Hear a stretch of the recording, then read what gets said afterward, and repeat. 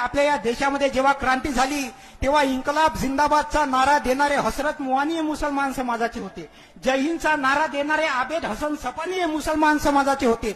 1942 ला भारत छोडो आंदोलन झालं तेव्हा सायमन गो बॅक म्हणजे भारत छोडोचा नारा देणारे युसुफ मेहर अली हे मुसलमान समाजाचे होते. तुम्ही ज्या देशामध्ये राहता त्या देशाचा तिरंगा सुरैया तय्यबजी नावाच्या मुस्लिम महिलेने तयार केला आहे.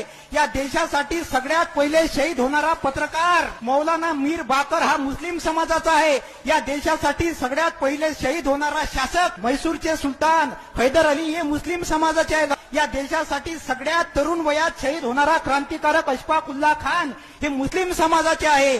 डॉक्टर बाबासाहेब आंबेडकरांनी 14 तळ्याचा सत्याग्रह केला तर जागा देणारे व्यक्ती हे मुस्लिम समाजाचे होते.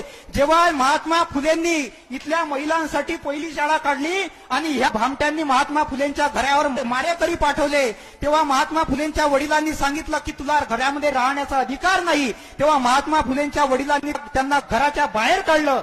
तेव्हा महात्मा फुलेंना राहण्यासाठी जागा देणारे उस्मान शेख हे मुसलमान समाजाचे होते. छत्रपती शिवाजी महाराजांचे गुरु याकूत बाबा हे मुसलमान समाजाचे होते. छत्रपती शिवाजी महाराजांचे वडील शहाजी आणि त्यांचे काका शरीफजी यांचं नाव हे शहा शरीफ नावाच्या दर्ग्यावरून ठेवण्यात आलेलं आहे. लक्षात ठेवा, राक्षसों की बस्ती में प्यार बेसहारा है.